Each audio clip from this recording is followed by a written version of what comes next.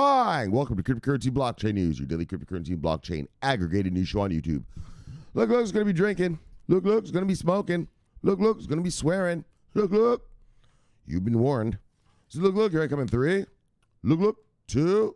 Look, 1.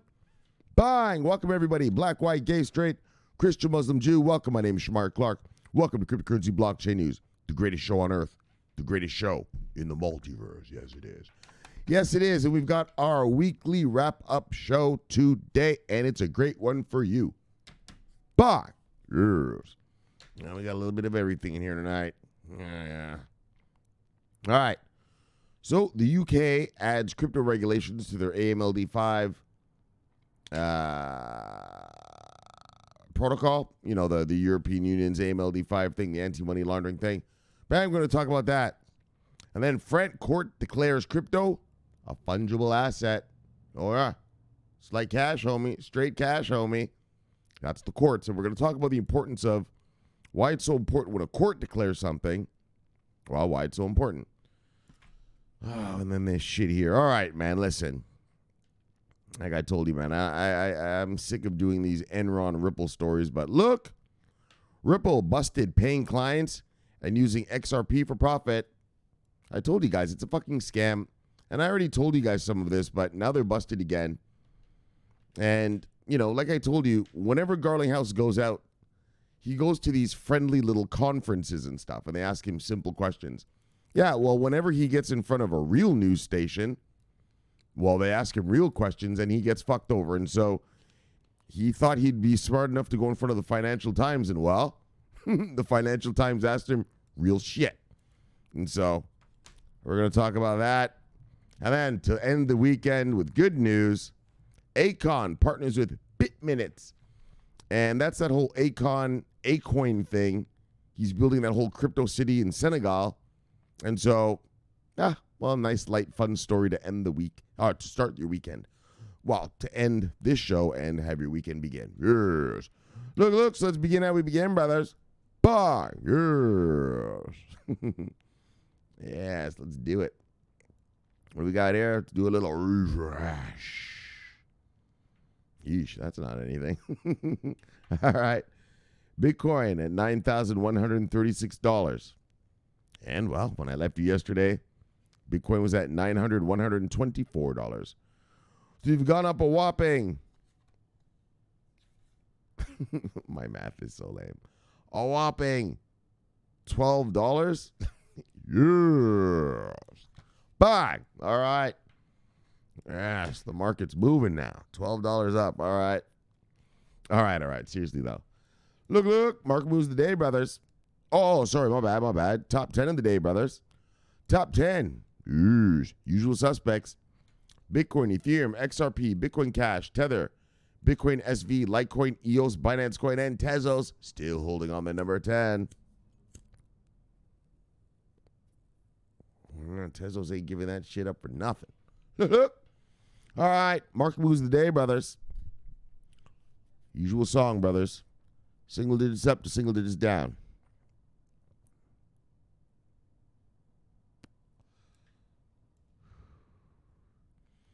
Single digits up to single digits down. Single digits up to single digits down. Single digits up to single digits down. Single digits up to single digits down.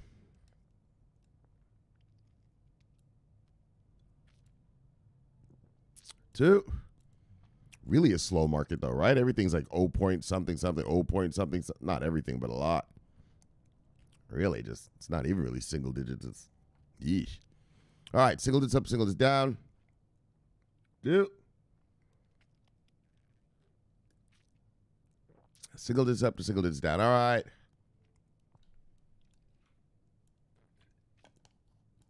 Let's see who lost money today.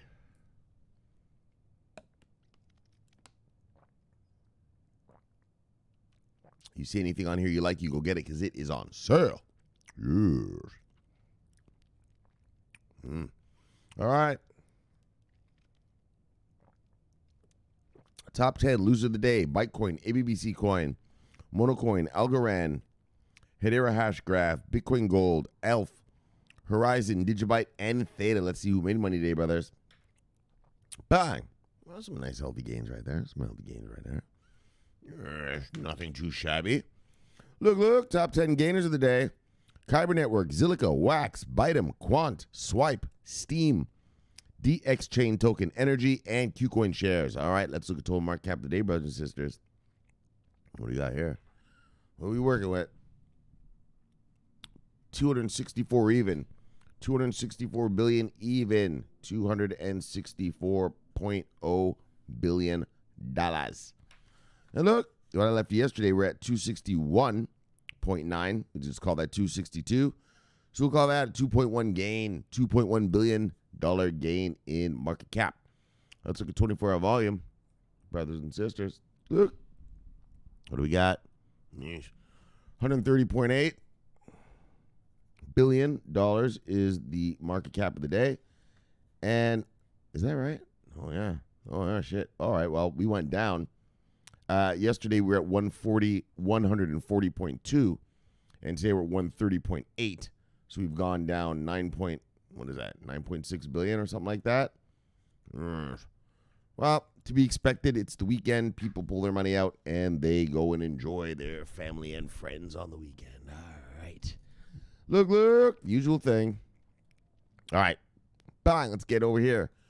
UK adds further regulations, already strict 5 AMLD guidelines. So, the UK was obviously part of the European Union for a while there.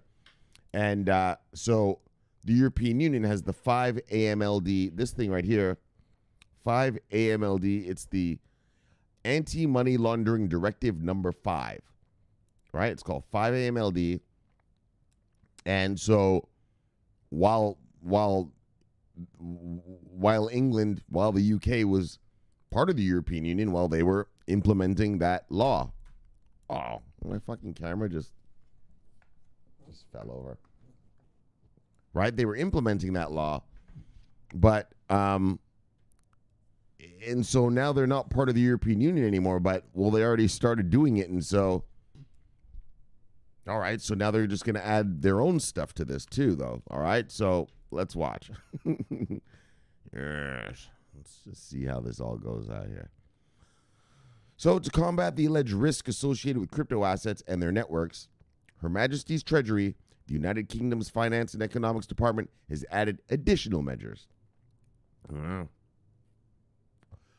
Getting even more strict. So, we've talked about it here a million times, but if you're new, there's a thing called FATF, Financial Action Task Force, and that covers the whole world, and everyone's trying to be Financial Action Task Force compliant.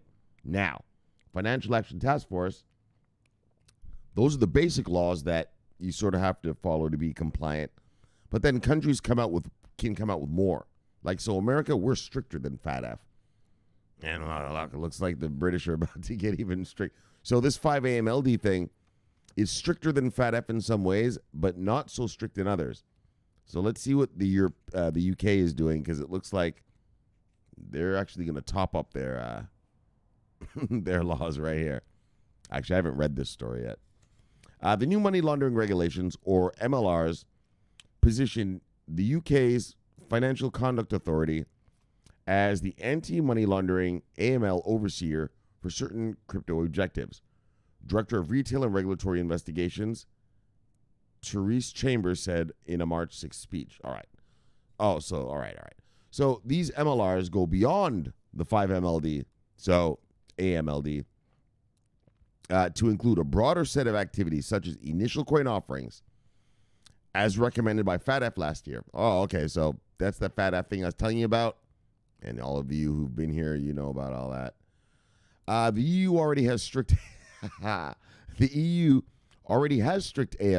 AML, anti-money laundering rules. The European Union, or EU, cemented new AML regulations in July 2018, called the 5th Anti-Money Laundering Directive, or 5 AMLD. To avoid the 5 AMLD regulations, Anyway, crypto exchange Deribit left the EU's Netherlands in January 2020. Anyway, whatever, man. So, anyway, look, fuck all that. So, this is what's happening in Britain now. Chambers explained that the FCA, that's the British version of the SEC here in America, regulatory overwatch focuses more on the business dealings within the crypto space. MLRs pertain to exchanges that offer fiat pairings, as well as those dealing in crypto pairings. So, did you guys hear about this? Like BitMEX? It sounds like they're about to ban BitMEX from doing business in the UK. Right? Did you hear about that? Yesterday. Yeah, they're like, you're not allowed to work here. You're not allowed to do stuff here. And the government has advised UK citizens to not use BitMEX. I could have actually read that and tied it into this story a little bit, now that I think about it. Anyways, you can't win them all. But just remember that BitMEX is getting in trouble in the UK because they're not regulated, right? And so, and that's this stuff. So, MLRs pertain to exchanges that offer fiat pairings, like BitMEX, as well as those dealing in crypto pairings. Chambers also included FCA authority over custodial wallet providers, ICOs, IEOs, and crypto ATMs. So they're expanding out. Any operation conducting any of the mentioned activities must show the FCA risk assessment, customer due diligence, transaction monitoring, record keeping, and suspicious activity reporting, Chambers detailed. So Chambers added, when a firm arrives at the FCA gateway looking to apply for registration, we believe that a good application will clearly demonstrate to our authorizations team that they have robust systems and controls to cover each of these areas.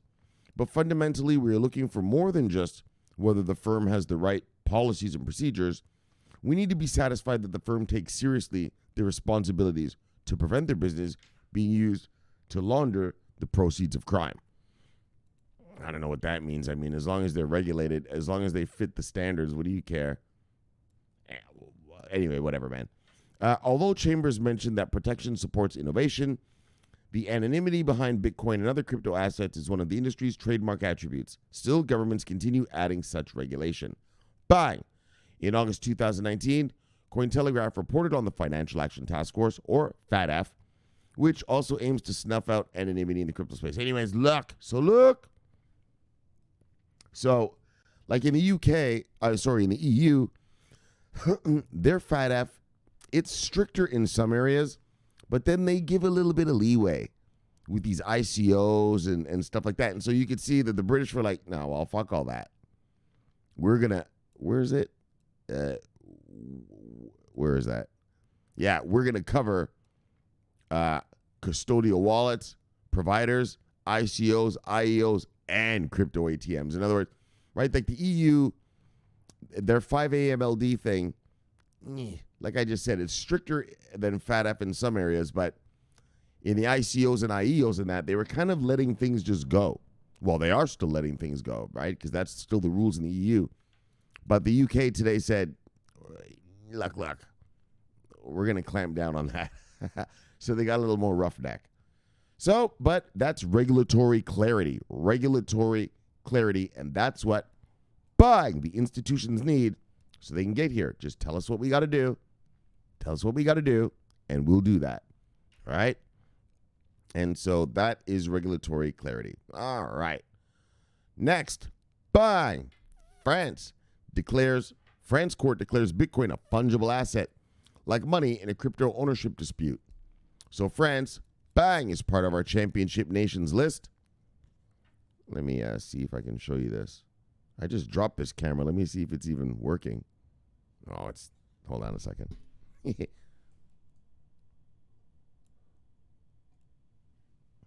Anyways, look. Fuck, you don't need to see my face. France. Bang. It's one of our champions. All right, let's just get back to this shit that works. I just dropped it. It's on the table. I slammed the table and it. A little over enthusiastic. Anyways, look. So they declared it a fungible asset like money. And so The reason I bring up this story is, well, so you have legislators and regulators in your country. Most likely, if you're listening to me, you're in an English-speaking country, or just some sort of first world civilized country. Well, I mean, they're all civilized. I don't mean to be rude, but you know what I'm saying. And so, well, in your country, just like this country, your legislative branch writes laws. Those are your politicians. And your regulators regulate laws and also can sort of make laws unless they're overridden by the legislators. Well, like in any country as well, your judges in your country write laws. Did you know that? Your judges in your country, when a judge rules on something, that becomes sort of de facto law, right? Like here in America, we have a thing called Roe v. Wade, okay? It's the abortion law. So here in America, women can get an abortion. Yeah, but it's not law. Women have no right to an abortion here. They have no right to control their own bodies. It's because that the Supreme Court ruled in the favor of, I guess it was Roe in the Roe v. Wade thing. I'm not an abortion master, so I don't know much about it, but and that's why women can have abortions here. But actually, having an abortion is not law in America. It's not legal. It's not illegal, but it's not legal. And so that's how, so I'm just giving that as an example in that, like, so here in America, there's many states. You know, we have 50 states. Well, many states ban abortions because they're allowed. Why are they allowed to ban abortions? Because it's not law yet, right? So they can overrule what the judges said in their own courts in each state. And that's why, like, so there's a guy, his name is Bernie Sanders. He's running to be the president, right? So he says he wants to make Roe v. Wade law in America. In other words, a woman will be able to have an abortion no matter where she is, what state. But technically in America, a woman has no right for an abortion. Do you know that also technically in America, if you're gay, I'm allowed to fire you from your job? Yeah, gay people have no protective rights. I know this is going to sound fucked up. And if you're not from here, you're probably going to be freaked out. But yeah, and even if you're from here, you probably didn't know this. I think it's called the Fourth Amendment. But they're not protected under, I don't remember what amendment it is, but they're not protected under that. It goes by your race. So you're not allowed to fire anyone or anything because of their race. You're not allowed to fire anyone or anything because of their gender. But it doesn't say sexuality. And so you're allowed to fire someone if they're gay here in America. Yeah. Why? Even though we respect that, we don't do it. Technically, well, there's no law saying you can't. And so the reason I bring that up is that, all right, now let's get back to our crypto stuff. I'm getting deep into American jurisprudence. But in your country, in all of our, if you're in a regular country like this, your judges make laws by ruling on stuff. And so this judge today, he said that crypto is a fungible asset. Well, that's the law in France now. Unless the French lawmakers, the actual politicians, make a law changing it. Right? Do you get it? And so that's like that Roe v. Wade thing. That judge said, okay, women can have abortions. Yeah, but it's not a law. So these states can destroy that. You know, they can kick out abortion doctors and all this. But once the politicians say it is, like if Bernie Sanders becomes president and he's like, nah, I'm making this law, well, that's that. And so that's how that works. When a judge says something, it becomes precedent. Precedent. Precedent. All right, and so we're going to read this pertaining to our crypto stuff. All right. But that's why I bring this up, right? And that's why I brought up that thing the other day when the judge in Australia, right? The judge in Australia said, what did he say? I don't remember exactly what he said, but we read that thing and it was good for crypto. That's all I remember. It was good for crypto, right? Yeah, well, that's sort of like the law. Unless the politicians write a law saying no, well, then that's the law, right? So, technically there's, three branches of government that all can write laws. Your legislative, the politicians, the executive, your president or prime minister and his cabinet, and the judicial arm, your judges and your legal system.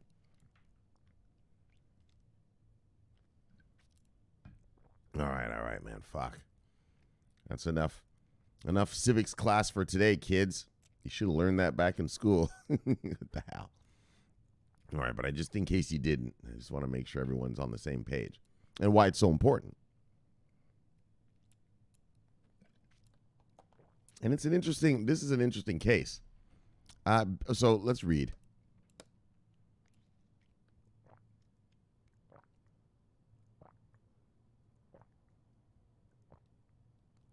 Bitcoin has been declared a fungible intangible asset, which is Bitcoin now.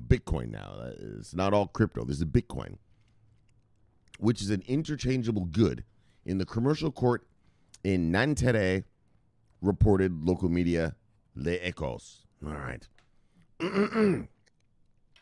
So first, in France, the court decision allowed the legal nature of Bitcoin, which was recently also declared a recognized form of investment. Oh, that's what there it is.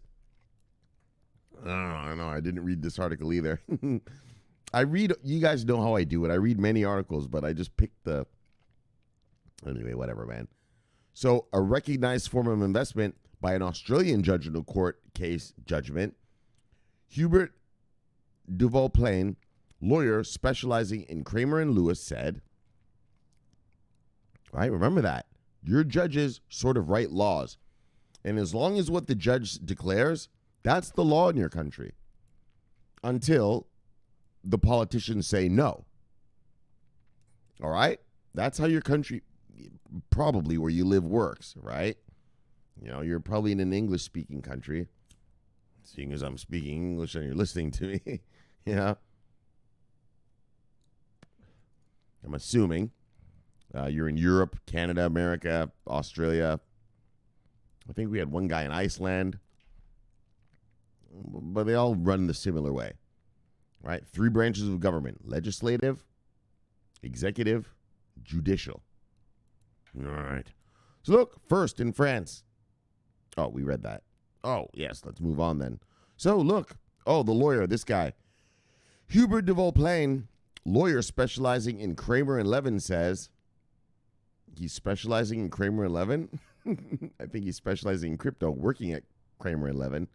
Well, anyways, this fuckstick says the scope of this decision is considerable because it allows Bitcoin to be treated like money or other financial instruments. And this is an interesting case, so we're going to read it. It's really cool. It will therefore facilitate Bitcoin transactions, such as lending or repo transactions, which are growing, and thus favor the liquidity of the cryptocurrency market. Absolutely, absolutely. More people are going to be putting their money in now. It's treated just like money or other financial instruments. So listen to this. The decision came in a case due to a disagreement among the French exchange platform Paymium and the English alternative investment platform BitSpread. Paymium basically loaned 1,000 Bitcoin to BitSpread in 2014, prior to the Bitcoin Core's hard fork in 2017, resulting in a new cryptocurrency called Bitcoin Cash. So they gave them this money, well, not money, but they gave them 1,000 Bitcoins back in 2014 as a loan. Well, we'll get to whether it's a loan or not. Hold on, that's part of the thing. But they loaned them 1,000 Bitcoin, and then it hard forked, right? So BitSpread got these 1,000 Bitcoins, and then it hard forked into this stuff called Bitcoin Cash. So this causes one to inquire the possession of rights among debtors and creditors prior to and after the split. All right, well, I gave you 1,000 Bitcoin. Hold on, all right, let me just read it and then we'll get into it. I love this argument. It's cool. Here, the dispute is over ownership of the Bitcoin Cash. And if the Bitcoin Cash coins received in a one-for-one parity after the fork should be returned to the borrower, by the borrower to the lender as well. right? Like, okay, so let me read that. All right, so let me explain that, and then we'll read the result. So what happened was, what's the name of this thing? Oh, one second. Paymium gave BitSpread 1,000 Bitcoin. And so BitSpread had them, and then bang, a hard fork came. So it was 1-to-1. So they also got 1,000 Bitcoin cash. And so Paymium is saying, well, I loaned you 1,000 Bitcoin. You owe me my Bitcoin back, but you also owe me the Bitcoin cash because it forked off of my coins that I gave you. Right? And BitSpread's like, nah, dog. You gave me Bitcoin. I'm going to give you your Bitcoin back. But I'm keeping that Bitcoin cash, homeboy. That ain't yours. Right? Do you see the intricacy? I like that. It's interesting. Right? And these are things that institutions are going to have to think of. These are the sort of things that institutional investors are going to have to think of going forward into the future. Right? We discussed that before here about the taxes here in America.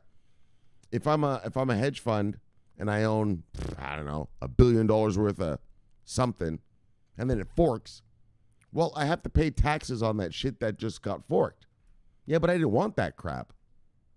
Right? Yeah, but too bad, fuckstick. That's a capital gains. You got to pay taxes on it now.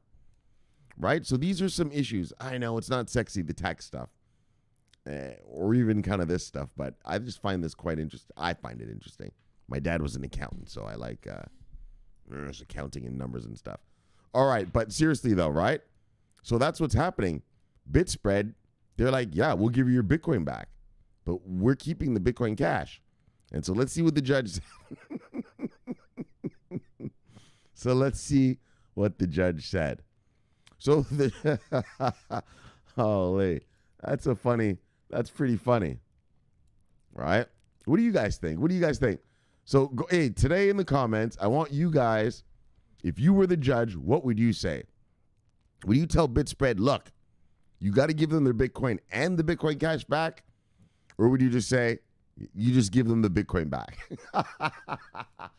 which you were originally loaned, okay? I don't want to try to,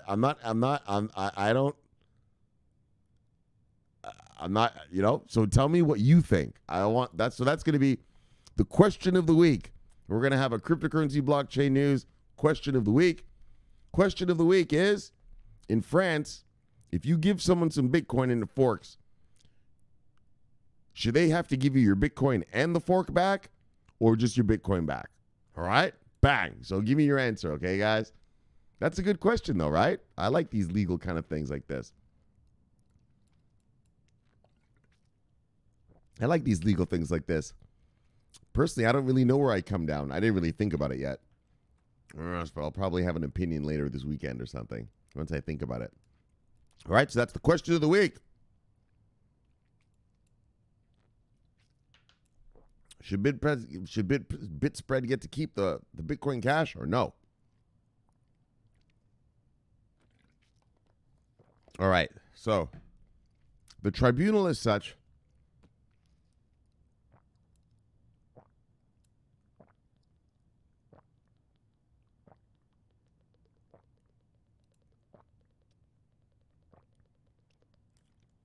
All right.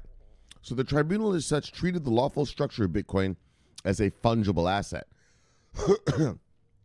as money, putting Bitcoin lending under customer loan, not consumer credit. Under customer loans, the ownership of goods loaned to the debtor for the duration of the loan is also transferred.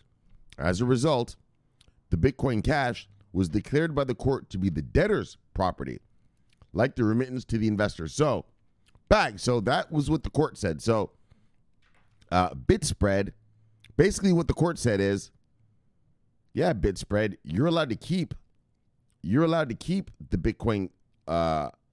You're allowed to keep the Bitcoin cash because you were only loaned Bitcoins. Right. So there it is. Right. To be the debtor's property. So the debtor. Obviously, BitSpread was the debtor. The court said that they declared by the court to be the debtor's property. So the Bitcoin cash BitSpread got to keep that and just have to give back the 1,000 original Bitcoin that they borrowed, plus interest and whatever, right? So bang, all right. So, but the point being is though, all right. So, I like the whole legalities of it. I'm a legal nerd. I told you a lot of my family are lawyers, man. Lawyers. All my cousins are lawyers. So I listen to legal arguments all the time. And but the real thing about this is that this judge has said, nah, it's like money. Right? They gave you money, you give them back the money. Whatever happened because you got the money. In other words, so the Bitcoins were money. Yeah, you got this other thing, Bitcoin Cash, because of that money, but so what? That's like you having an investment and you just making extra money on the side. But, sorry. Let me say it another way. Yeah, okay, let's say it that way. Yeah, you got that extra money on the side, Bitcoin Cash. Yeah, you don't got to pay that to those guys. You just got to pay them back their original Bitcoin because it's like money. Right? You get it? And so and like I told you, like in any country, a regular country, which I'm sure you live in, you're probably in the European Union or somewhere like that, or here in America. That's it. When judges say stuff like this, yeah, that's law from now on. Unless the politicians change it, that's the law. Now Bitcoin is like cash. If I lend you cash, you got to pay me back my cash. But if you make money off of my cash that I lend you, yeah, you don't have to give me the money you made, which is kind of what BitSpread what's the name of this fucking, that was funny. What's the name of this company? Hold on. Let's just take a quick peek again, guys. One second. Right? That's what this company, where was it? Hold on a second. Fuck. 1 second. Paymium. Right. Paymium was trying to say, yeah, well, we gave them $1,000 and then they made 1,000 Bitcoin Cash off it. And the judge is like, yeah, well, so what? Not $1,000, 1,000 Bitcoin, sorry. And they made 1,000 of these other things off it. And the judge is like, yeah, well, so what? That has nothing to do with you. All they owe you is 1,000 Bitcoin back. Take your fucking 1,000 Bitcoin, get the fuck out of my courtroom. Get the fuck out of here. And so, but anyway, so I don't have an opinion, but tell me what you guys think. Do you think that's fair? Do you think that they should have only got their 1,000 Bitcoin? That's a great conundrum, right? Should they only get their 1,000 Bitcoin back? Or do you think they should have also got the fork? Because, well, without my Bitcoin, you wouldn't have got the fork. Do you see what I'm saying? That's the other argument you could make. Well, Your Honor, if they didn't have my Bitcoin, they wouldn't have got the fork. I don't know. All right. So answer that for me, what you guys think in the comments. I'm looking forward to that. Or tweet me, whatever you want. Private tweet me, whatever you want, Good stuff. All right. Oh, now I got to go to this kind of shit. I don't even want to talk about this crap. All right, man. Look. Oh, man, that was such a good story. All right, let's just go here and let's hurry this up. All right, look. Ripple's partnership with MoneyGram criticized by the Financial Times. Let's just get this over with quickly. I'm not going to sit here and talk about Ripple. If you don't understand how it's a fucking scam yet, look, worker bee, you better wake up. I've seen this too many times. It's called Enron, the smartest guys in the room. Figure it out. Anyways, look. Ripple's been paying people to use their products. And, they paid MoneyGram $50 million. Then they paid MoneyGram another $11 million last year. And MoneyGram tried to hide it, but the SEC was like, nah. You got to put it as this certain thing. I don't remember, for their accounting thing. Also, Ripple got this big partnership last week by this company called Eviso in Europe. Yeah, well, guess what? They're paying Eviso to use the ODL shit, right? And the Eviso CEO, he admitted it. I've told you guys this before, and that's why I don't even do Ripple stories, because it's all bullshit. Like, you guys don't get it. When you see that, all right, well, I'm going to tell you something. Ripple lets these banks use their X current thing for 6 months for free. Do you know that? Yeah. And then the bank gets to decide whether they want to sign up or not.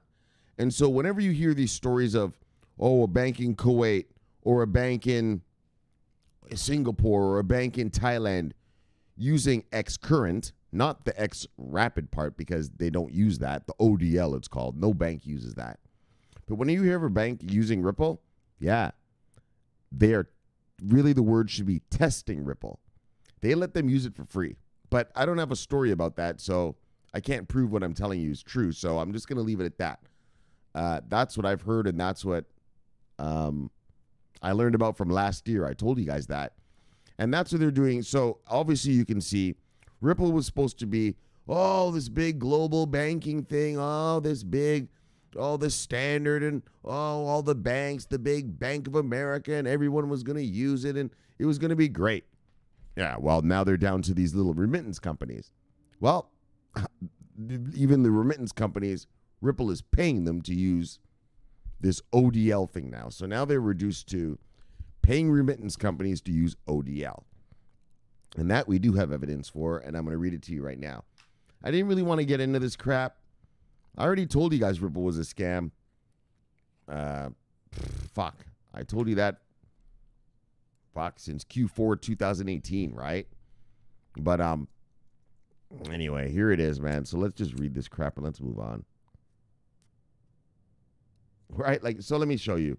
What do you mean it's a scam, Shomari? Well, what I mean is this, you moron. Ripple has a thing called ODL, on-demand liquidity. And they signed up with this company called MoneyGram, right? Well, do you know that Ripple paid MoneyGram $50 million to use it? Yeah, Ripple paid MoneyGram. MoneyGram is not paying Ripple. Ripple paid MoneyGram. Not only did they pay them the $50 million, but they paid them an extra $11 million, which MoneyGram tried to hide, but the SEC caught them. And I'm going to read that to you right now. And so Ripple has been paying MoneyGram to use it. MoneyGram's contract with Ripple is only for 2 years. Now you have to ask yourself, Ripple lover, if Ripple is such a good product, why is MoneyGram making a limited contract, only 2 years with them? And if it's such good tech and it's helping MoneyGram, well, why is Ripple paying MoneyGram? Now, I know all the fancy stuff Garlinghouse says, we're helping them build an ecosystem. It doesn't work like that. If I'm the company and I want to use your tech, I pay for the stuff. Your tech is helping me. I pay you. You don't pay me. You think VeChain pays Walmart to use it? Fuck no. You think Factom is paying the Department of Homeland Security to use it? Fuck no. No, they're getting paid. Yeah, well, Ripple pays MoneyGram. And the other thing about the MoneyGram thing is, you notice MoneyGram says, well, we're using Ripple on 10% of our transfers from the America to the Mexico. Why only 10%? If the tech is so good, why are you only using it 10% of the time? That means 90% of the time you're still using your old stuff, which tells me you think the old stuff is better. It's obviously doing whatever for you better. But you're using this thing for 10% because they paid you $50 million. All right, and so, look, guys, I know it's hard to believe. Believe me, you're a worker bee, you don't get it. Let me tell you something. A lot of companies look like they're very successful, and they are on the verge of bankruptcy. And I'm gonna post a movie tonight.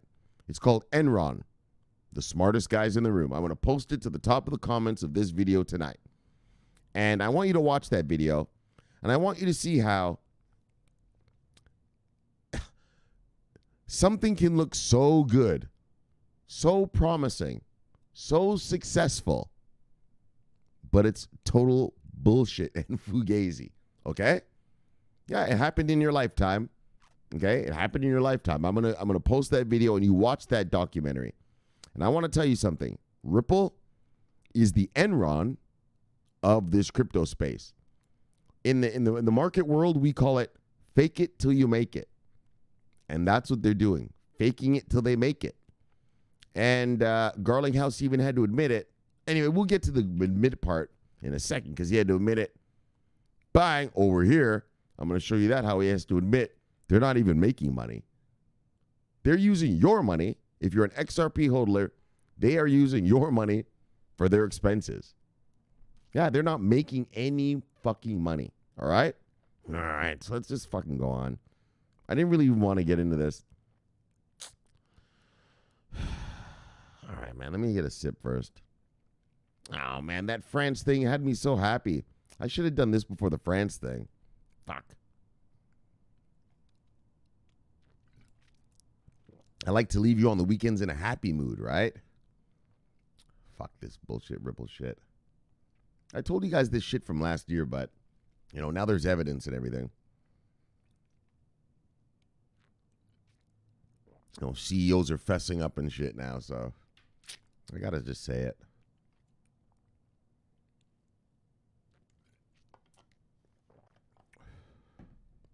All right, let's do this.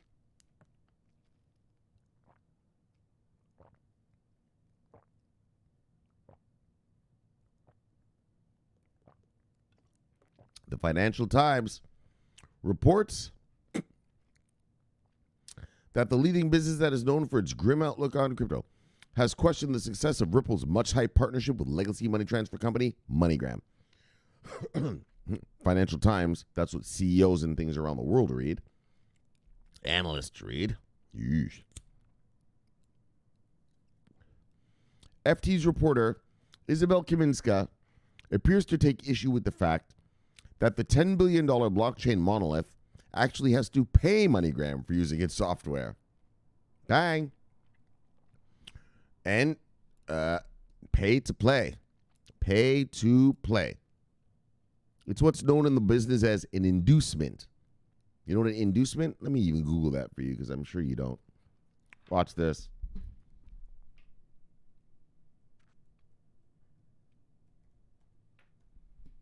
All right, there you go, fucksticks. An inducement. This is what Ripple does.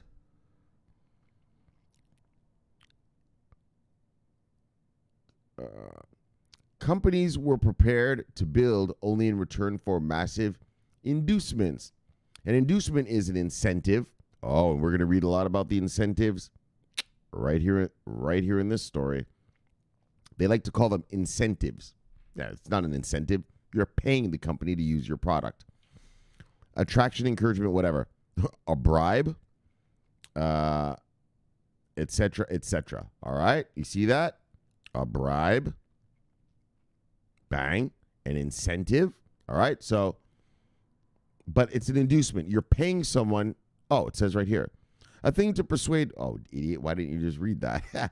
A thing to persuade or influence someone to do something. That's what Ripple's been doing.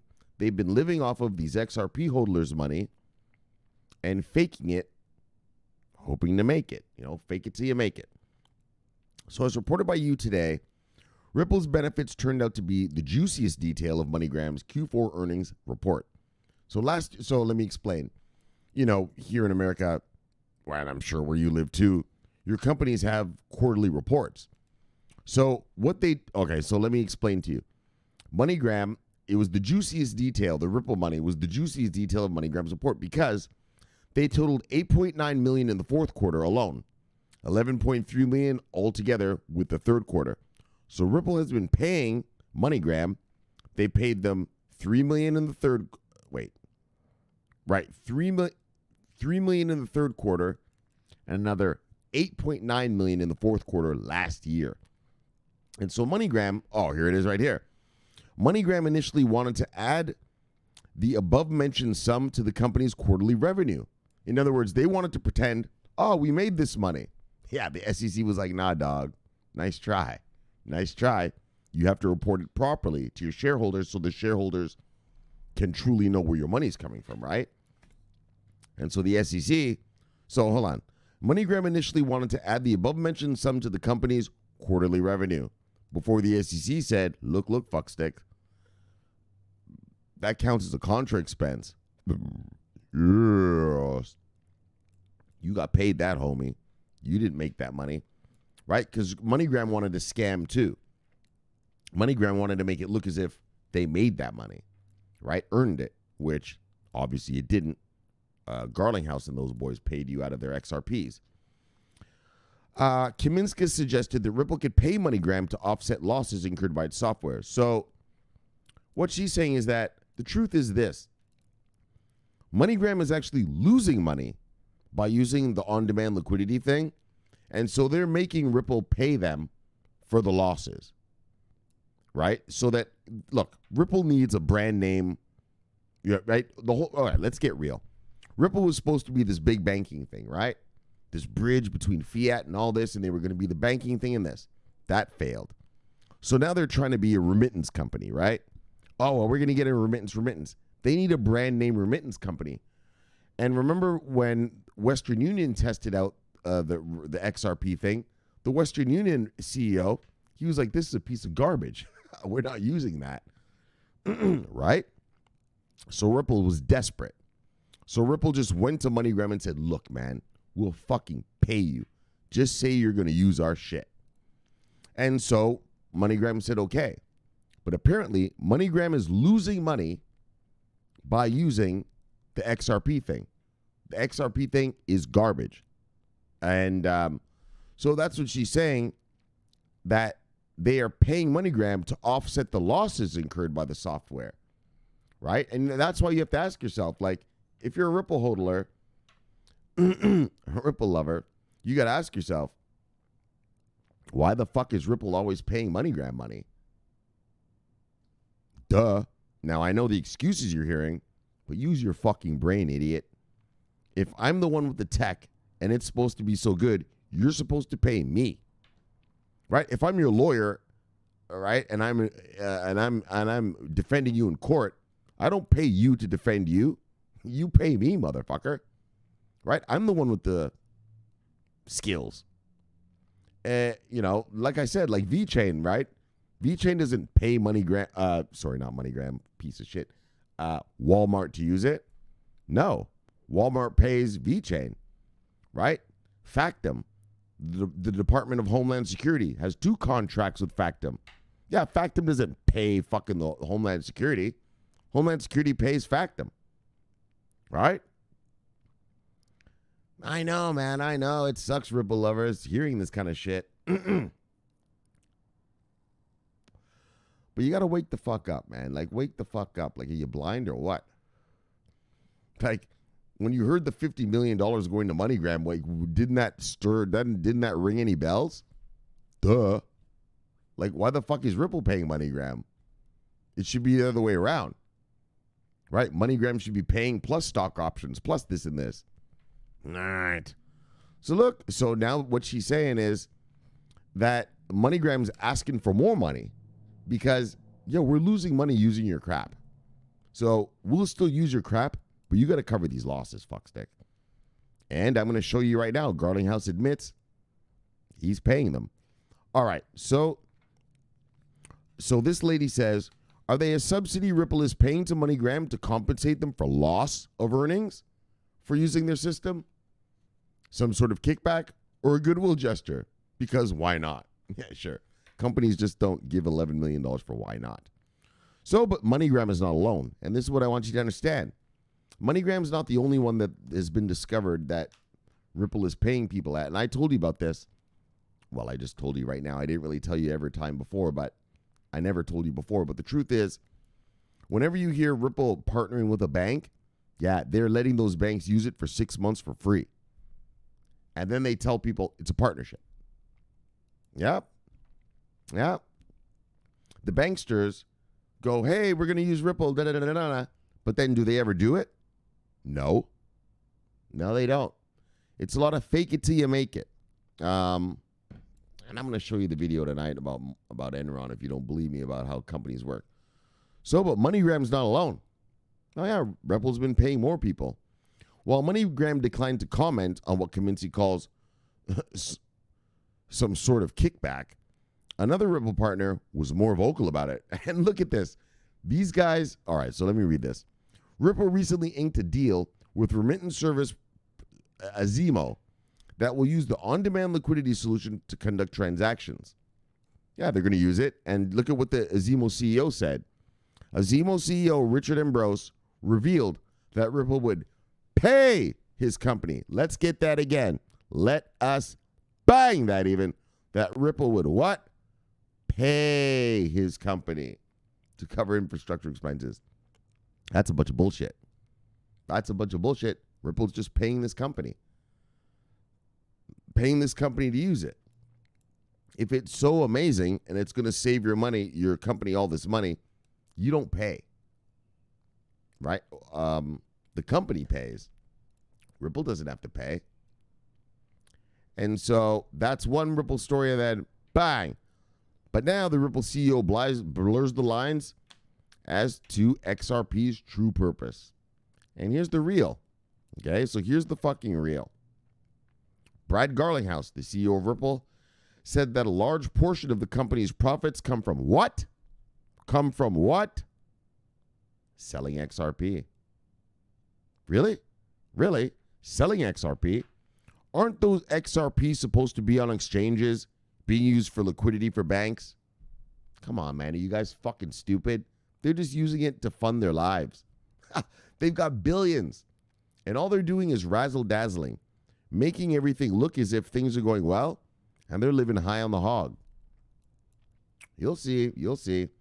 While Garlinghouse insists that Ripple as a company was cash positive, he noticed that taking away their XRP revenue would make them significantly less profitable.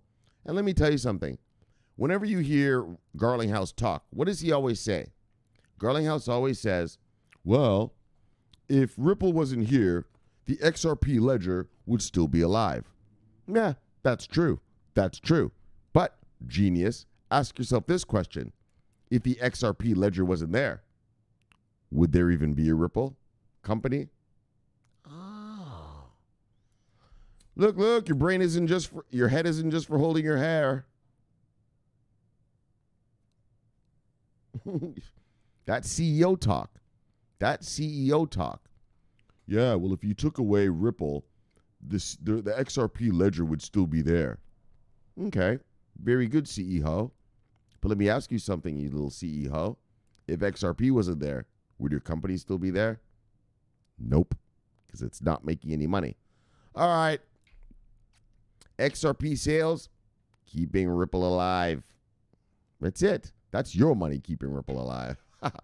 XRP, the third largest cryptocurrency by market cap, has been marketed as a solution for cross-border payments since its inception.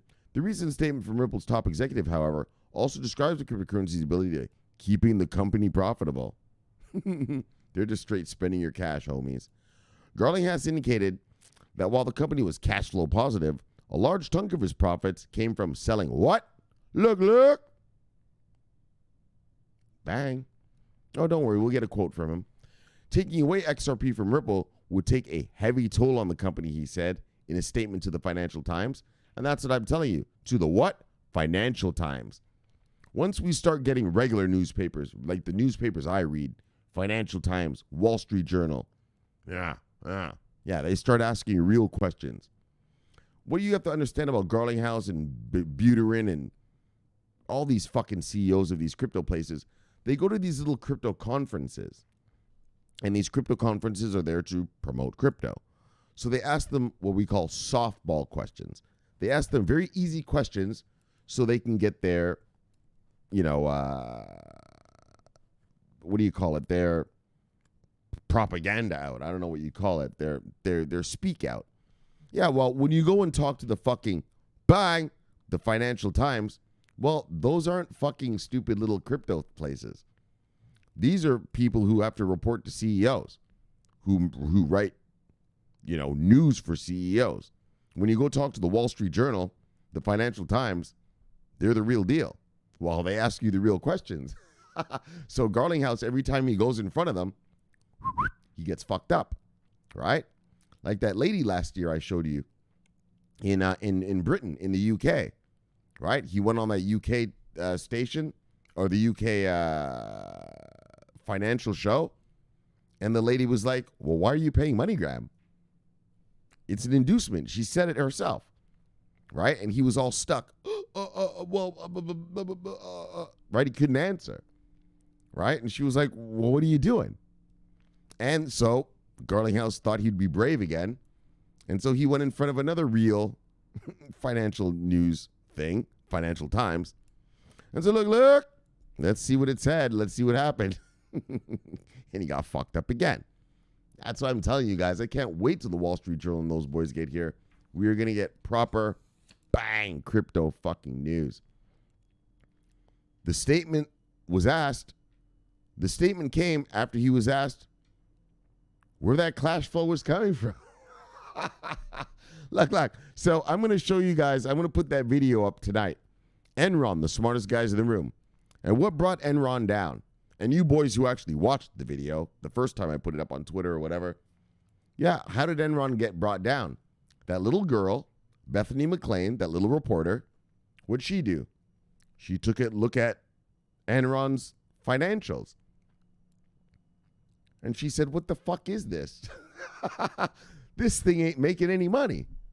Right? All of the Wall Street loved Enron. Time Magazine, Man of the Year. All the Fortune Magazine, great company. Right? Everyone loved them. And it took one little reporter who used her fucking brain, whose head wasn't just for holding her hair, and she looked at the daggone numbers. She just said, what the fuck is this? This thing, Enron, ain't making any money. Right? And then when she wrote the article, and I want you to Google this, Bethany McLean, and her article was, how exactly does Enron make its money? That's the name of it. Yeah, and then she breaks it down. Enron, right? So Enron was a mega billion-dollar company here in America, right? Back in the 90s, late 90s. And they were going to bring on-demand streaming to people. They were going to bring a new power plant in India. They were going to bring, weather trading. And they were going to bring bandwidth trading. And they were going to bring, there was something else, some other big thing they were going to do. But then another thing. Yeah, they all failed. The only thing of Enron that worked was their trading desk. Their West Coast energy traders who raped California for a lot of money. But other than that, all failures. But what Enron did was they just took the money from California and made it look like the rest of the company was doing great. Well, here's your Ripple fucksticks. All Ripple is doing is using the money you put in, if you're an XRP holder, and making it look like they're doing something when there's nothing going on at all. Nothing. It's a lot of fake it till you make it. All right? I know it's weird, right? It's fucked up. Like, Shomari, it can't be. Look, shit like this happens all the time. All right. So, they were getting interviewed. Garlinghouse got interviewed by the Financial Times. And the Financial Times reporter asked the very good question. Where the fuck is your cash flow coming from, homeboy? And so, Garlinghouse had to admit, well, XRP is one source. XRP is not supposed to be the cash flow of the company. XRP is supposed to be that shit that's used for the liquidity thing, right? It's not supposed to be used for them to pay themselves. You understand? He admitted it. This is Garlinghouse talking right here.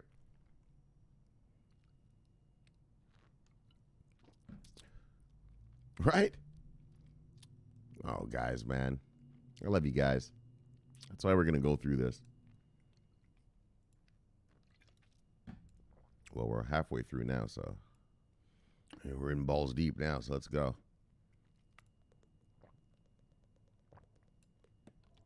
XRP is supposed to be used to transfer money from bank to bank.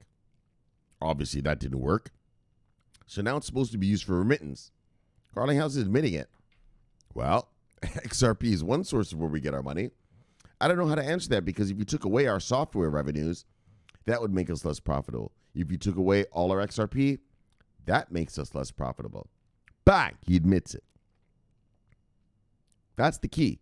He always says, if you took away Ripple, well, XRP ledger would still be there. Yeah, okay. And let me ask you another question, Mr. Garlinghouse. If you took away XRP, would Ripple still be profitable? Nope. The fact that Ripple would not be profitable or cash flow positive without selling XRP didn't come as a surprise to the company's critics, who've been questioning Ripple's partnerships with remittance services such as MoneyGram. Duh. Any market player. Look, I understand. I've been in markets for 20 years. I know how to I smell this shit, easy. But come on, people, come on. I mean, this ain't rocket science. If I've got the tech, if I've got the product that some company wants, why would I be paying that other company to use my product? Inducement. And so, like I said, I've been saying this for a long time, but whatever. In the interview, Garlinghouse also revealed that Ripple was using XRP to incentivize. What do we look at? Incentivize. Other word, bribe. Bribe companies that use its remittance solutions. The size of incentives, the size of the bribe, depends upon the shape and size and type and how high a priority these companies are, he explained. Exactly.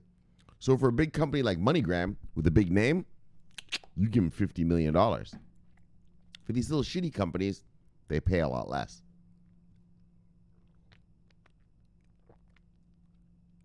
But they're paying inducements. This is from Garlinghouse's own mouth, all right? This isn't Shomari talking. Okay, I don't give a fuck. This is Garlinghouse's own mouth. I mean, I give a fuck, you're my subscribers, but, okay? He says it. It depends on the size of the company. Duh. MoneyGram, one of Ripple's most important strategic partners, revealed last week that it received $11.3 million in XRP from Ripple in Q3 and Q4 of 2019. And that was what the lady was saying.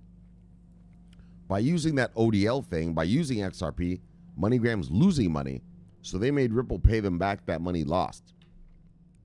The compensation was received for developing and bringing liquidity to foreign exchange markets and providing a reliable level of foreign exchange trading activity. MoneyGram said in a Form 10-K document last week. Remember, because they were trying to hide it. They were trying to hide that they were just getting paid, right? They tried to make it look as if it was revenue, that they were just making that money. The company first referred to the incentives, bribes, as revenue, but decided to treat them as contra expenses after consultations with the what? Security and Exchange Commission. Yeah, the SEC here in America was like, nah. You didn't make that money. You got paid that. Settle down. Contra expenses. Nice try. So, Garlinghouse's statement, combined with Ripple's failure to dismiss the class action lawsuits alleging that XRP tokens are unregistered securities, puts the company in an awkward position. Yes. Look, let me tell you something. Garlinghouse doesn't care. If this whole thing fails, yeah, he's a billionaire. Him, Schwartz, Larson, they're all going to siphon off about $1 billion each and just let it rot. They don't care. The fact that Ripple raises capital by selling XRP to its institutional partners will make it harder to win the case. However, incentivizing those, bribing those same partners with its native cryptocurrency might result in a lack of confidence in the company. Exactly, a lack of confidence. Why do you have to pay companies? Why do you have to bribe them? Why do you have to incentivize them? What incentive? If your tech works, I don't have to incentivize you. When Walmart uses VeChain, VeChain doesn't have to incentivize. Walmart says, look, please, let me use this. All those companies that are building all that IoT stuff around IOTA, IOTA's not incentivizing anyone. Those guys are coming together to build around it. When PricewaterhouseCoopers right now is doing that commercialization thing for Cardano ain't incentivizing anybody. those guys are doing it on their own, right? Because they have the tech. Cardano has the tech, and it's valuable. And Ripple's paying everybody to use their stuff to make it look as if it's being used when it's not. Do you understand? They're bribing people, inducing them, incentivizing, whatever way you want to call it. And so there it is, man. That's from Garlinghouse's own fucking mouth. Like I said, they're not making money, right? Garlinghouse always says, well, if Ripple, the company, wasn't here, the XRP ledger would still be alive. True. But that's not really the question, is it? The real question is, if your XRP if you didn't have those XRP, would your company still be alive? Fuck no. So look, I'm done with Ripple. Fuck it. Bye. Let's get out of here. Bye. Look. World famous artist Akon partners with BitMinutes to push forward the utility of Akoin. All right. So for those of you who believe in this whole, which I don't, anyway, whatever, man. This whole, the unbanked thing. All right. So we're going to read. But hold on, though. I don't want to shit all over this story. Akon, though, he's building a whole crypto city in Senegal. Well, that's awesome. So this is awesome what the guy's doing. That's awesome what the guy's doing. And they're building it on a stellar network. And so that's awesome. So I'm not shitting on that part, but there's a little part of the story where I'm going to say something, but the whole project itself is amazing. A whole crypto city. The dream of crypto folk. All of you want to go buy coffee with crypto? Have at it. All of it.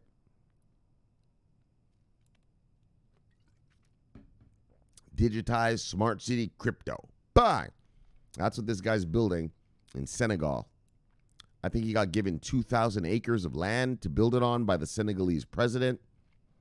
And he's going to build it.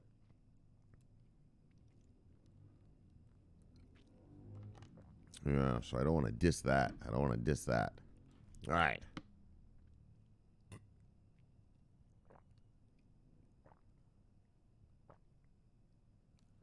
The Grammy Award-winning artist and producer Akon is making significant strides to push forward the utility of his cryptocurrency project by securing a strategic partnership that aims to bring financial inclusion to the masses, starting with Africa. That's his whole point, his whole vision. Akoin teams up with BitMinutes. All right, so this thing called BitMinutes, I guess it's some big thing in Africa already.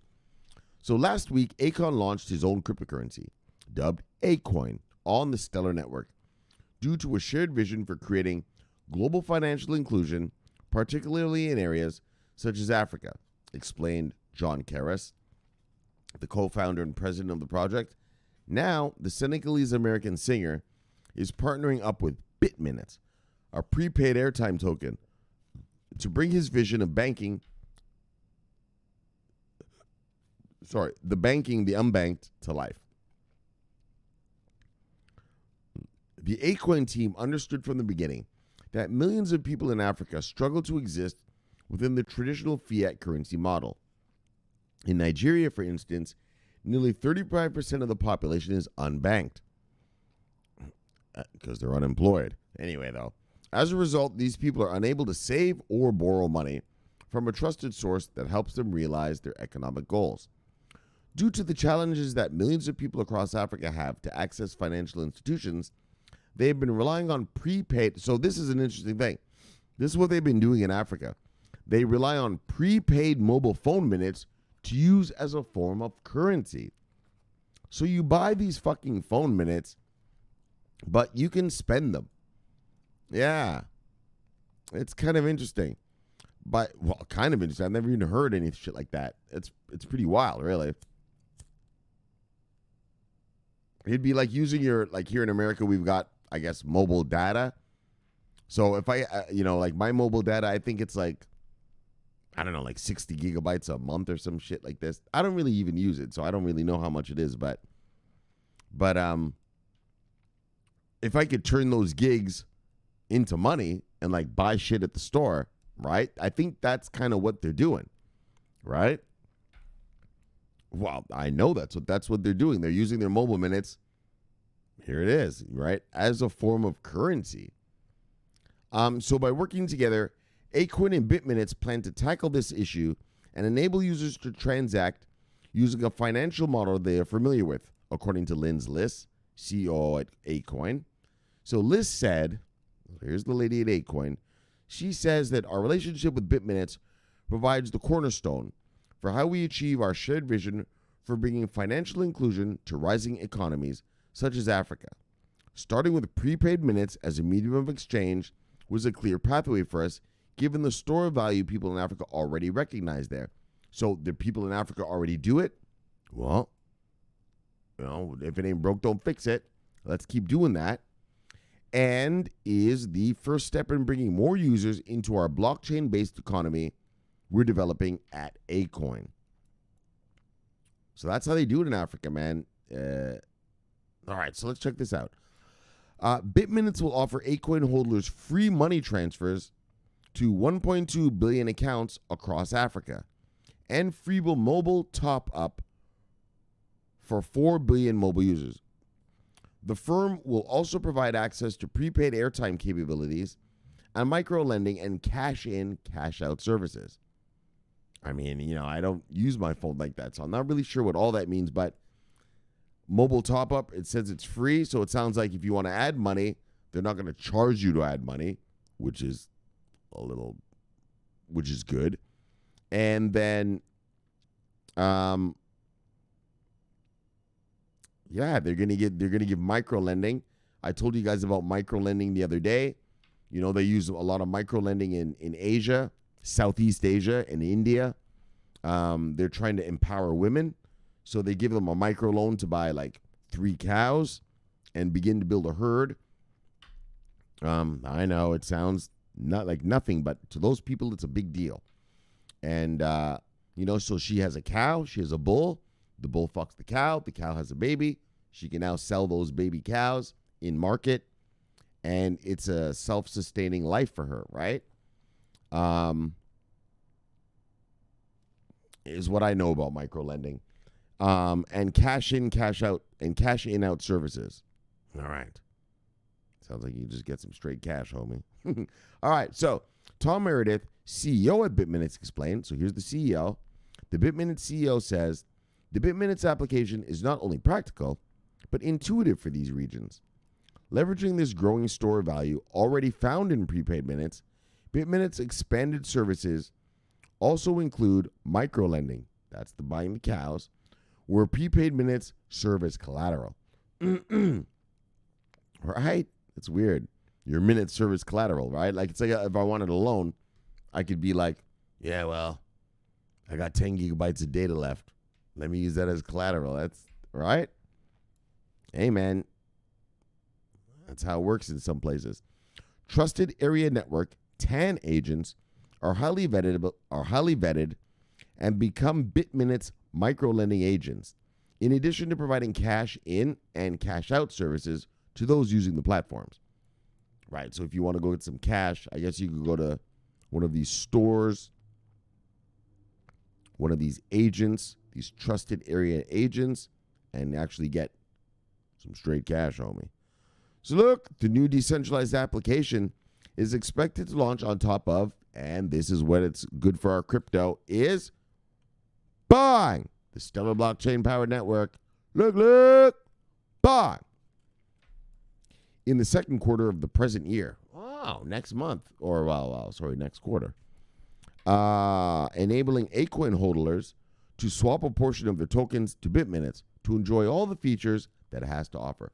Bang! So there it is. So first of all, this is a great thing. But second of all, Stellar holders, look, all of this is going to be powered on the Stellar blockchain. Bang! Stellar holders. And, but this is a cool thing for the Africans. And like I said, that micro-lending thing is huge. That micro-lending thing is giant for pulling women out of poverty in these countries. Like, you have to understand, like, women in these places, like, they don't have school. They don't go to fucking school. It's not like here in America, some chick. Yeah, she's a dumb bitch, but whoa. Sorry. I didn't mean to use the B word. But I mean, what I mean is that she's a stupid girl, but she at least went to high school. Yo, dude, that's not how it works over there. In India, African places, these girls don't pass what our equivalent of, fourth grade would be. You know what I'm saying? And so empowering them, they know how to herd some goats. They know how to grow some cows. Not grow cows. I know, Poppy Wood, you made fun of me for saying growing cows. Look, Poppy, settle down. I mean, raise some cow. Raise some cattle, Poppy. He laughed at me for saying growing cows. All right. I mean, raising cows. Or goats, right? Like, that's a big deal. And as long as a woman in those places can, have a bull, a cow, and the babies from the cow, she's got money for life. Yeah, for life. That's it. As long as she has someone to produce, not someone, a bull to keep reproducing with her cows, bang, she's good to go. And that's really good for female empowerment in the third world. I like that kind of stuff, actually. And so Akoin, bang. Akon, bang. BitMinutes, bang. All right. Bang. Let's get out of here. What we got? Oh, this guy's talking some bullshit. Look. Bet him. Look. Let me brother see you, brother. Where'd you run off to? Bang. Ditko family. Oh, Ditkos, man. I know, man. This was a hard week, man. This was a hard week in the markets. Holy shit. This is a fucking hard week. I had nothing going on. What I get? I think I got CAD JPY. I think that was Wednesday morning. And then they did that Fed cut and nothing all week. And actually last night I was in 7 trades last night. I raped the market. I was in 7 trades, but none of them went to price target. Not a daggone one. But they all did make money. And so I made money, but I was expecting a lot more. But at least they went in the direction I wanted them. And we should be back to normal next week, Ditko family. So look. Ditko family, the family that crypto's together stays together. Bang. Love you guys. See you guys. Bang. I know, though. That was a bitch of a week, man. This week, after that fucking Fed cut, holy, it just messed up the whole week. Right? And they did it right in the middle of the week. So everyone's just like, just stuck. Just, Yeah, finally scraped out some gains last night, but fuck. That was a bitch of a week, I'll tell you that. All right, look. Anyway, that's how it happens, guys. That's the fun of the markets. Look, gut ding. Focus on environmental and social change. Good stuff, buddy. Bye. Mr. Percy. Oh, yeah, this guy. Good guy. Look. Bang. Stefan. Oh, yeah. What's Stefan got going on? Big man Stefan. Bang. What you got going on, big man? Oh. What's going on here?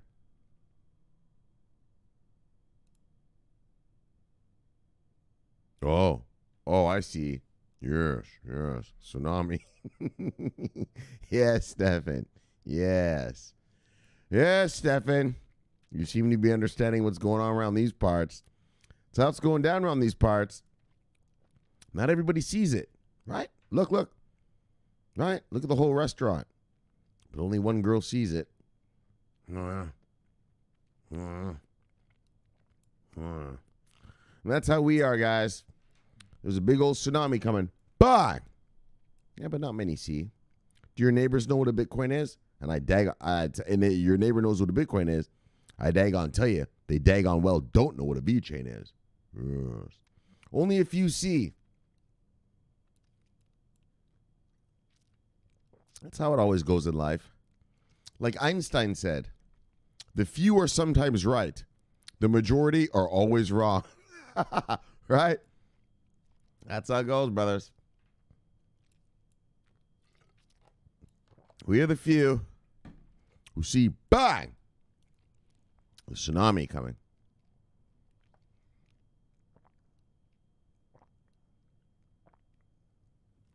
And, well, look, we're going to reap the rewards and have a good time. All right, let's move on. It goes. What'd this guy say? Oh, Ditko family. Went long on EURUSD this week. That was a good move. You're fucking right it was. I saw that earlier in the week, and I fucking didn't take it. And that pissed me off. And then the euro showed strength all week. I did get in the Euro AUD and the Euro NZD, like I said, yesterday. Fuck. I know that EURUSD was rocking all week long. That was a good move. Yeah, you're daggone right. Good call, buddy. Wouldn't have researched and entered the Forex market without my brother. Oh, thank you, Shomari. Oh, me. Yes, well, bang. Yeah, well, that's what I'm here for, fuck's sake. Let's make this money. That's what I'm here for, guys. Look at the Ditko family. See how they're making money, what I taught them? Look at Stallion. See how she's making money, what I taught them?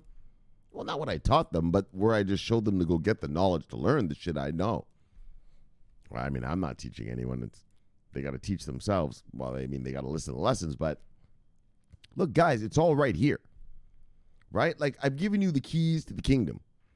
I've given you the fucking everything. Go to Forex Factory. I give you the software for free. What the fuck is wrong with you? I have these guys that have been on this channel since very beginning. I love them. I love every single one of them. But dumb motherfuckers. They're not making any money yet. Not yet. They're sitting there crying to me about this and this. Not making any money.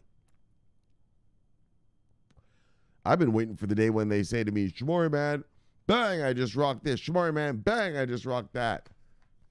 But I love them. But Ditko family, bang, I know that EURUSD, fuck. I didn't get in because it didn't curve down. I like when it hits the fucking trend lines, right? Like, if it doesn't do that, it sort of makes me, I told you, I'm a conservative trader. I know I'm a wild man. I'm drinking, smoking, swearing, living in South Beach and all that. But when it comes to my money, I'm actually kind of safe. Very safe. But I did see that EURUSD Ditko family, and good get on that. Bang, Edward. Very good get. I looked at it later in the week, and I was like, fuck, I wish I was in this son of a bitch right here. I know, man. I know. I saw that one. Eesh. All right, so what else does he say? He says, thank you, Shomari, for being a light of money in these bleak, dark times. Always watching. Bang. Well, it's not that I'm a light of money. I just showed you guys where to go, figure out how to go get your money. But now that you figured it out, well, as you can see, you pulled some of that EURUSD out. Good job, motherfuckers. Good job, guys. You guys had some balls right there. I didn't do that one. I know. I should have, though. That was a good one. That was the best of the week. That was the best trade of the week. So good job, guys. Hold on, let me bang you guys again. Look, Ditko family. Bye. You guys did it good that week. Last week. Well, you know. Look, sweetie. Oh, yeah, she's rocking and rolling, too. Power plants mining Bitcoin, she says. Yeah, that's how it's going down, sweetie. Look, sweetie.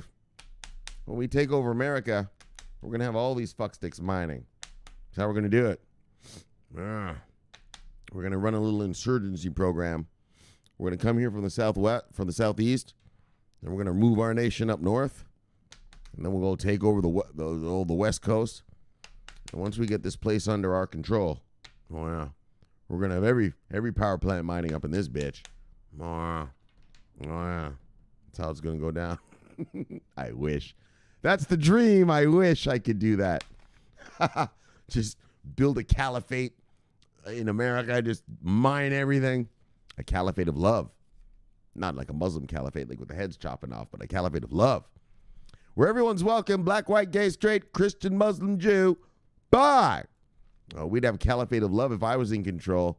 Oh, yeah, we'd all be mining. We'd all be mining. Yeah, sweetie. Yes. All right, girl. Well, fuck. Let's not sit here and cry about what we can't do. Give you some kisses and bye. There you go, girl. Sweetie. I wish I could just raise an army. Raise a little army. Just take this shit over. Probably shouldn't be saying that on here. have the Secret Service at my door tomorrow. Hello, Mr. Clarke? Were you talking about an insurgency? The Caliphate of Love, guys, I mean. No. All right. Let's stop talking. Look, Brency. Spy lady. Bang. See you, lady. Love you, lady. Bang. Look, umbrella folk. Bang. Kong. Hoo, ah. Yes. Bang. Oh, Slappy. He said this thing, so we're going to read it down here. Bang. Love you, brother. See you, brother. Bang. Watch what Sloppy said. Hold on. Where's Edwin? This motherfucker here. Look, Edwin. Love you, brother. See you, brother. Bang. No, fucking Edwin. Oh, this son of a bitch right here. Look. Bang. Look. Bang. Look. Bang. That's one thing about this fuckstick right here. He's strong. That's why it takes 3 bangs to take him down. 3 bangs. Bang. And a 4th just to keep him down. Hey. Love you, Ron Kaz. Bang. And a 5th just because I love you. Look. Hold on. So where'd Sloppy? Sloppy said some shit. All right. Let's do this. Hold on. Shane figures. Bang. See you, brother. This thing. Bang. See you, brother. Hold on. Where's the Sloppy thing? All right. Hold on. Augur followed me. The world's most accessible, no limit betting exchange. Getting it right. Bang. All right. Where's the? Oh, another one. What is this? Betty Lever. Bang. See you, right? All right. There's Poppywood, of course. Love Poppywood, so we got to be. Look, Poppywood. Bang. Love you, brother. See you, brother. Bang. Yeah. But hold on. Holy, everyone's just getting it. Oh, wrong, Kaz. Look at this son of a bitch right here. Bang. Wrong, Kaz. Fucking get in the way. I'm trying to get out of here. Bang, bang, bangs. Big airdrops. Bang. Burke's big airdrops. Holy. Everyone's just yap. What? Jay. Maharaj. Bang. Soul, brother. DP Entertainment. Bang. You know I love you, brother. All right, here's Sloppy. What? He just started following today? Well, all right. He's been around for a while. Oh, man. And here's Fatty. You know we got to do it. Look. When Fidelity gets here, your portfolio is going to look like, look. Boom. Oh, yeah. And look, brothers. You just get those revenue-generating products, it'll be like, boom. And all right, let's just watch Fat Man one more time just because, well, we love little old Fatty here. Bye. All right. I didn't have anything to say to that one. Where's Sloppy, what he said? There it is. Dang on, I've been waiting for this part. Look at what Sloppy said. Sloppy, whatever his name is. He said, click. What's that click thing you always do? Because I go bang, you go click. Is that it? Sloppy said, after the tsunami, we'll buy a yacht and name it the SS Fuckstick and sail to Europe to visit Van Breden and the crew. Bang! And look, I'm not fucking around. That is exactly what's going to happen. That is exactly what's going to happen if I ever buy a boat or however it's going to happen. The SS Fuckstick. And we're going to ride the open seas like pirates. We'll just ride the open seas on our yacht. Fucking doing pirate shit. Right? We could pull up on other yachts. You know, just, what do you call it? You know, just take their booty, take their loot. You know, like in the olden pirate days. Just right? We'll have Sloppy swinging across on a rope. We'll have Bob and Edwin just jumping over with guns. Yes, give us your shit. Right? We'll just be pirates. Raiding pirates on the SS. Bang! The SS fuckstick. Right? And when the cops come and ask them, right, when they send out the SOS signal after we leave them, right, and the Coast Guard comes and, what happened to you? What happened? Right? The people that we robbed, they will say, we don't know. We were robbed by some fucksticks. That's what we're going to do. We're going to roam the high seas, brothers. We're going to head to Somalia, do some Somalia pirating. We're going to get all that on the SS fuckstick. Bang, sloppy. That is the funniest thing, bang, that I've ever heard anyone say on this channel. The SS fuckstick. And with that, boom, let's go. Boom, back to here, man. That's what I was waiting to find. The fucking SS fuckstick. That's what we're going to do, brothers. That's what we're going to do. Oh, I'm going to buy a big old yacht. Oh, we're going to buy a big old yacht. Oh, we're going to get the guns. We're just going to roam the high seas. We're just going to roam the high seas. Just robbing and pillaging on the good old SS fuckstick. That's what we're going to do. And when we rob them, right, we'll like put tape on their face. Like, listen here, fuckstick. All right, we're going to let you live. All right, because we got to let everyone live. We're not going to kill them. That's mean. But we're going to take everything. We're going to rob them of all their goods and wares. And then when we leave on the good old SS fuckstick, we'll toot the horn.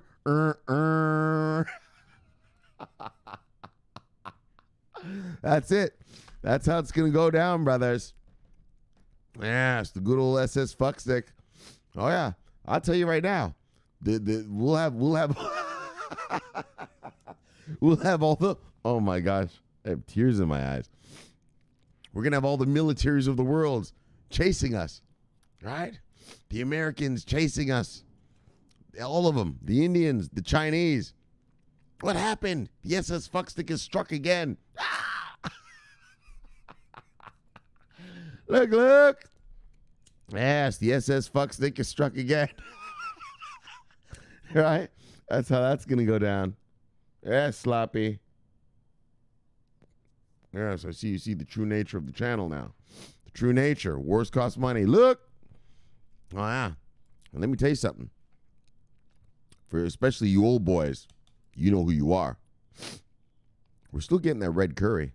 Oh, yes. Yes. I know. Like I told you, it's going to be real simple. A table, a chair, Edwin, some duct tape, some power tools. Bang! That's how that's going down. So look. We're going to be roaming the high seas on the SS fuckstick, robbing and pillaging, plundering and pillaging. We're going to stop in Malaysia to get some red curry. All right, so we had a great show for you today. Holy. Look. All right, this show turned out a little better than I thought, actually. I didn't want to do that ripple crap. It was kind of a bad mood. But I love a little good SS fuckstick. That shit's real. That shit's real right there. All right. So let's just do our show and do this properly without the yap. All right, let me get a sip, though. I am in a good mood. See, this is how you guys do me, man. You give me a good mood. I got the sloppies all trading, SS fucksticking. That's some good shit right there. That's good shit right there. That's what I mean, man. I've never met people like you guys. Yeah. That's why this is the favorite time of my day. Bang, bang, bang. All right, let's get to the news, though. Let's get to work.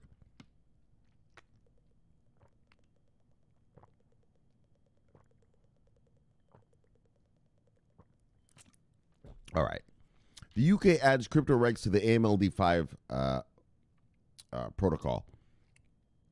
Yeah, well, like I said, the AMLD5 thing in Europe. Wait. Right. That's their version of FATF. So, like I said, in Europe, they went stricter on some fat F prop things, but they kind of were a little soft on some things. And the UK was like, well, those shit that you were soft with, we're not gonna be so soft. And so that's how that's going down. So the UK adds crypto regs, and that's what's good though. But like, all right, let's get serious. So what we've been talking about around here is, that's what the hedge funds need. That's what the institutional investors need. That's what the big dogs need. They need regulatory clarity. What are going to be the rules? Right? Finally, what are the final fucking rules? I mean, rules always change and stuff like that. But give us the rules and we'll play within the game. And so the UK has done so. And I don't know, man. I hope by the end of the year we could see some more UK products. I'm surprised. Like I told you guys, I'm surprised the UK, and America and here. Fuck, man. We're just letting Europe eat our lunch. I'm surprised. I'm surprised about that. All right, so bang. All right, let's just move on, man. Fuck. Because I could go on about that for a minute. And then the France court declares crypto the fungible asset. So it's like real money. And so remember that. Tell me what you think. Do you think that company should have just got their 1,000 Bitcoin back? Or should they got the 1,000 plus 1,000 Bitcoin cash? Right? It's a funny little, I don't know, I like it. And anyways, gives us something to do on the weekend. Fuck it. So answer the question, boys, if you feel like it. All right. Oh, and then Ripple, this Ripple shit. So look, man, I've talked to you about Ripple. Ripple's a fucking scam. They're paying everyone to use their shit. It's just like Enron, man. A lot of fugazi. It's in the news. It's big. It's amazing. Everybody loves it. Yeah, but behind the scenes, when you look into the numbers, ain't fuck all going on, homeboy. Ain't fuck all going on around those parts. So look, let's just move past. I'm sick of Ripple. I'm not talking about that again. And then Akoin partners with BitMinutes. So that was interesting. I didn't know that Africans are using their mobile minutes as money, sort of, right? And all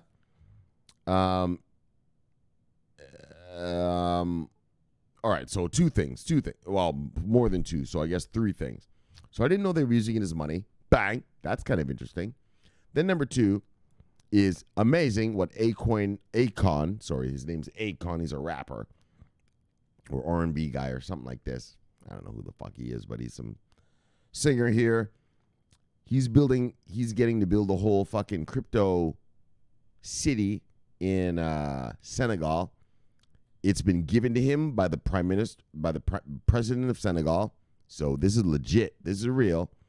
And what's amazing is, bang, all being built on the Stellar Network. I mean, we read about that the other day, that it was being built on the Stellar Network, but here's a little friendly reminder. Built on the Stellar Network. All right, so that's it.